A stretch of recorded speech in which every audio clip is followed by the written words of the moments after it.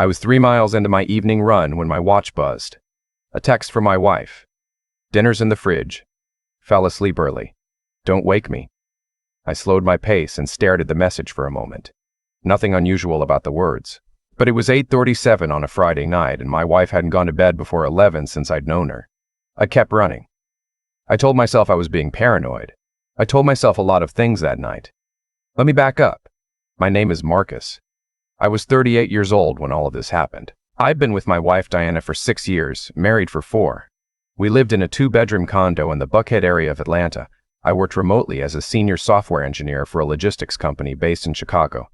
Diana worked in marketing for a mid-sized tech startup downtown. We didn't have kids yet, though we'd talked about it seriously in the past year. We had a dog named Chester, a fat beagle who slept too much and ate too fast. I thought we were happy. I genuinely believed that. Diana was 35, sharp, funny, and ambitious in the best possible way. She had this quality where she could walk into any room and make people feel like she'd been waiting to meet them specifically. It was one of the first things I'd loved about her. She had a big social circle, stayed close with a handful of people from her college years, and maintained friendships at work more easily than anyone I'd ever known. One of those work friendships was with a man named Ryan. I knew Ryan existed. I'd heard his name dozens of times. He and Diana had worked together at her previous job before she moved to the startup. They stayed in touch. She mentioned him casually the way you'd mention anyone you liked but didn't think about deeply. Ryan's being promoted.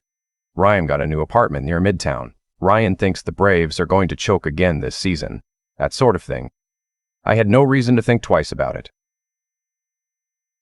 Then, one Tuesday afternoon in early March, I got off a call earlier than expected and walked into the kitchen to get water. Diana was sitting at the island, back to me talking on the phone. She didn't hear me come in. I wasn't trying to listen. But I stopped when I heard her laugh. It was a specific laugh. Quiet, lower than her usual one, almost private. I hadn't heard that laugh directed at me in at least a year. She turned, saw me, and the laugh disappeared. Not the smile. She kept the smile. But the laugh vanished like a light going off. Hey, gotta go, talk later.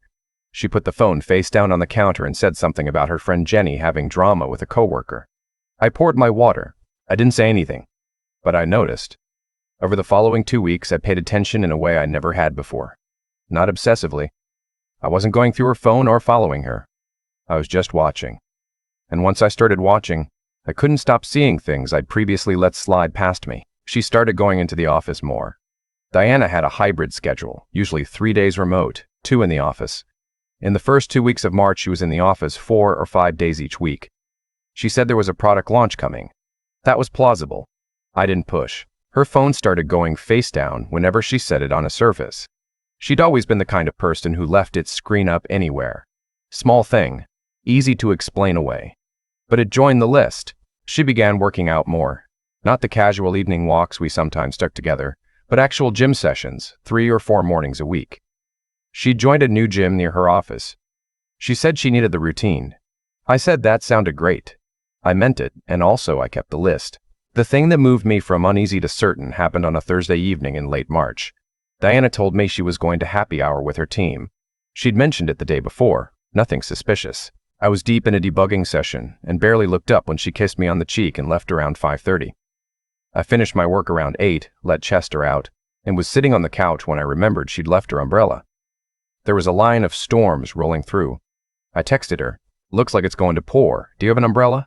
She replied 4 minutes later, "Ha, no, but I'm inside. We're at Murphy's, might be a while." I knew Murphy's. It was about 6 blocks from her office. I also knew she wore her smartwatch every day without exception. And I knew, because I'd set up the shared location feature myself 2 years ago after a minor fender bender that scared us both, that her watch and my phone were linked. I'd forgotten about that feature. I almost never checked it. There was no reason to.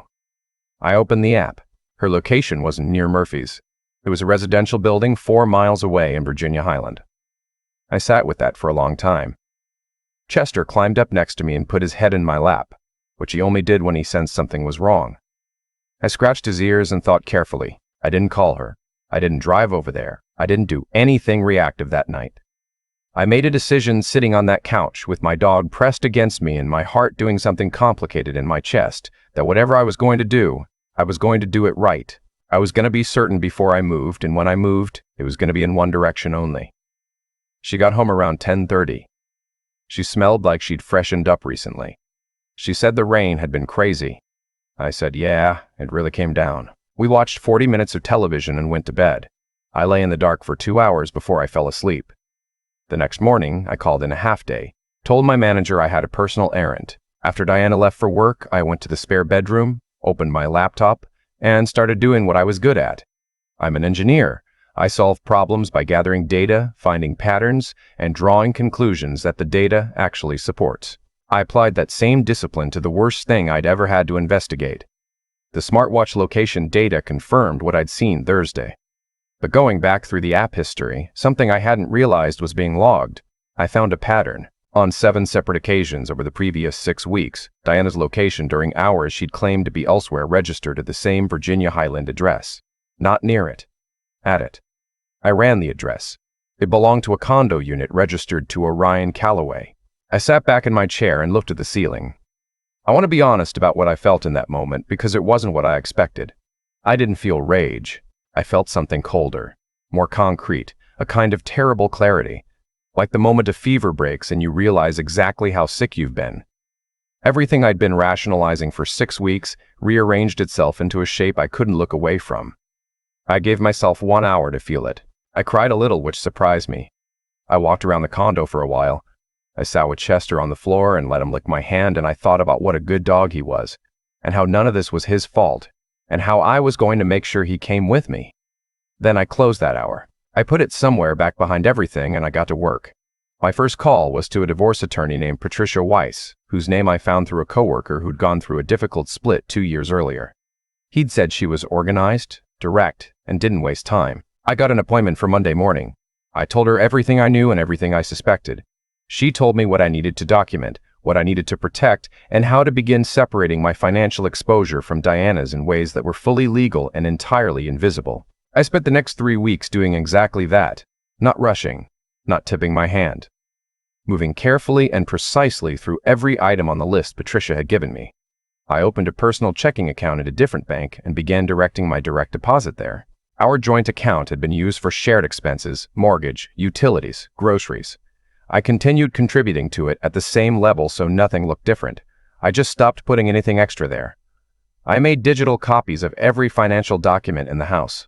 Tax returns for the past 5 years, mortgage papers, car titles, investment account statements, insurance policies, all of it on an encrypted drive that I kept in my gym bag.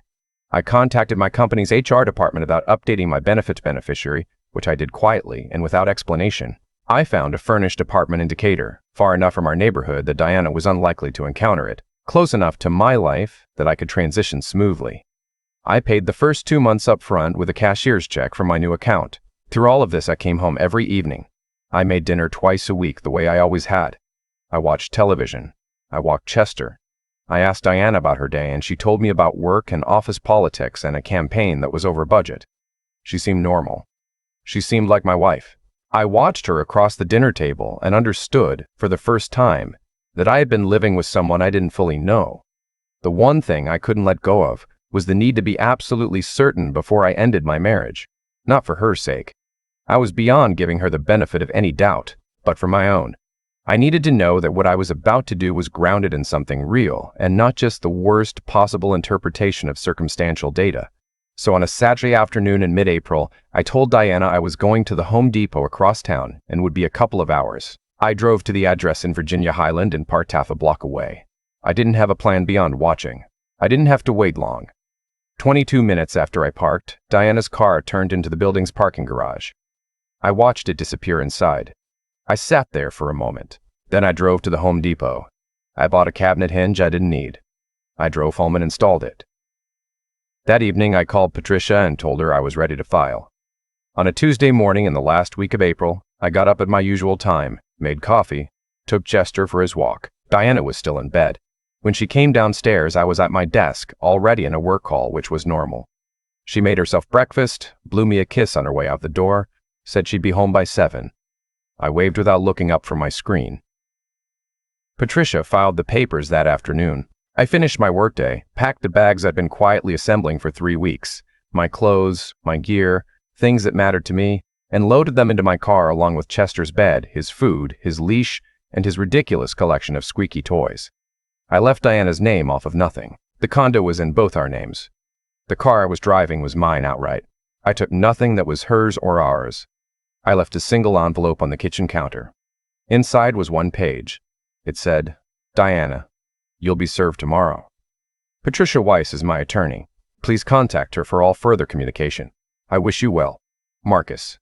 I locked the front door for the last time at 4:44 in the afternoon. Chester rode in the back seat with his nose out the window the whole drive to Decatur. He seemed thrilled with the change of scenery. I won't pretend the weeks that followed were easy. They weren't. I'd been with Diana for 6 years, and I'd loved her without reservation for most of that time. There's no clean way to set something like that down. It leaves marks. I'd come home to my new apartment after work, and the quiet would feel enormous at first, and I'd sit with Chester on the floor and eat takeout and remind myself that I had chosen this, that I had walked out with my self-respect intact, and that the alternative was worse. I didn't respond to Diana's first 3 calls. Her attorney reached out to Patricia, which was the correct channel, and that was the only place I engaged. Diana texted twice. The first message said she needed to explain. The second said she was sorry and that it wasn't what I thought. I read both messages once and didn't reply. There was nothing she could explain that would change the conclusion I'd already reached, and I had no interest in having the conversation that would make her feel better about it. My attorney told me Diana hadn't contested the filing. Whether that was guilt or practicality or something Ryan had said to her, I didn't know and didn't care. About 6 weeks after I left, I had lunch with my closest friend from college, a guy named Derek who worked in finance and had known me since we were 20 years old. He'd been through his own divorce 4 years earlier and come out the other side in better shape than he went in. I told him everything from start to finish. He listened without interrupting, which was one of the things I'd always valued about him. When I finished, he was quiet for a moment. Then he said, "You handled that better than I would have." I told him I didn't know about that. I told him it didn't feel like handling anything, and mostly felt like surviving. He said, "Same thing, sometimes." He was right that it was a kind of survival. The version of my life I'd been building with Diana simply ended, and I had to accept that and figure out what I was building instead. That process was slower and less dramatic than anything that had come before it. It didn't have clean turning points. It was mostly just time and work and long evenings with Chester, and gradually the quiet of my apartment started to feel like something other than a wound. I threw myself into a project at work I'd been putting off, a complete overhaul of our routing algorithm that the team had needed for 2 years. It took 4 months, and it was genuinely hard, and I loved every minute of it. When we shipped it, my manager called me to say it was the best technical work he'd seen from the team in years. That mattered to me in a way I hadn't anticipated. It reminded me that I was good at things. That sounds small. It wasn't. I started running longer distances, which I'd always wanted to do but never prioritized. I ran my first half marathon in October, 6 months after I left. Derek ran it with me, and we finished within 4 minutes of each other and got burgers immediately afterward. I still have the finisher medal on the shelf above my desk. I heard things about Diana through a mutual friend, not because I was asking, but because Atlanta is smaller than it seems. She and Ryan had apparently tried to make a go of it after everything came out. That hadn't lasted. She'd left the startup and taken a role at a different company. Our mutual friend said she seemed like she was doing all right. I was glad to hear it. I meant that genuinely, which surprised me. The divorce was finalized 9 months after I filed. Patricia called me when the paperwork was through, and I took Chester for a long walk to mark the occasion. No ceremony beyond that. Just a long walk in the late afternoon with a dog who had no idea what had happened and was perfectly happy anyway. The new chapter, the one I hadn't expected to get to so quickly, started at a work conference in Denver about 14 months after I left Atlanta. Not the way people write about meeting someone in movies, with dramatic lighting and a clear before and after moment. I was standing near the coffee station during a break between sessions, reading something on my phone, and a woman asked if I knew whether they had oat milk anywhere. Her name was Caroline. She was 34, worked in product development for a healthcare software company, had recently relocated from Portland to Denver, and had opinions about hiking trails and college football that she held with equal conviction. We talked through most of the lunch break. We exchanged cards at the end of the day in the way that happens at conferences when you're not entirely sure what you're doing, but you know you want the conversation to continue. She texted me 3 days after the conference. I called her that same evening. I won't detail all of that here because it belongs to the two of us. What I'll say is that I was different going into it than I would have been before. Not cautious in a closed-off way, Cautious in the way that matters, paying attention, saying what I meant, listening when she spoke without half my mind somewhere else. I had learned something from what Diana had done, and it was not the lesson you might expect. It wasn't that people can't be trusted. It was that I had stopped paying attention somewhere along the way, stopped really watching, and I never wanted to make that mistake again with someone who deserved better. Caroline and I were together for a year and a half before we got engaged. We had honest conversations early on about what we each wanted and what we'd each come through to get there. She'd had her own difficult end to a long relationship a few years before. We weren't naive about what could happen. We were just committed to doing it right. We got married on a Saturday in September. Small ceremony, 30 people, a barn venue outside Denver that her family had used for every wedding on her mother's side going back 20 years. Derek was my best man. Chester wore a bow tie and mostly behaved himself. I moved to Denver. I'd been fully remote for years, so the logistics were manageable. We bought a house in a neighborhood close enough to the mountains that you could see them clearly on good days from our back porch. I run most mornings out there. The altitude still gets me sometimes. I've thought about what I'd tell someone who's standing where I was standing that night on the couch, holding a phone showing a location that changed everything. I don't have a clean piece of wisdom to hand them. What I know is that the worst thing I could have done was react out of anger and humiliation in that first hour. The impulse was there. I understand the impulse. But there was nothing waiting for me at that address worth driving toward in that state. There was nothing Diana could have said that night that would have made it better. The only thing that gave me any control over what happened next was refusing to act until I was calm and certain and had a plan. That decision, to take the time, do it right, not hand anyone the ability to say I behaved badly, is the one I'm most proud of.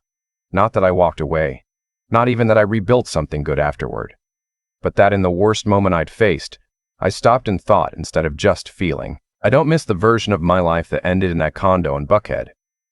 That surprises me too, a little. I thought I would. I thought I'd be one of those people who looks backward for a long time. But there's something about doing things right, about walking out clean, head up, no wreckage you cause behind you, that makes it easier to face forward. The road in front of me has always looked more interesting than the road behind. Chester is 9 now. He sleeps even more than he used to and eats just as fast. Caroline loves him beyond all reason, which I had correctly identified early on as one of her most important qualities. He still puts his head in my lap when he senses something is wrong. Mostly these days there isn't much that is.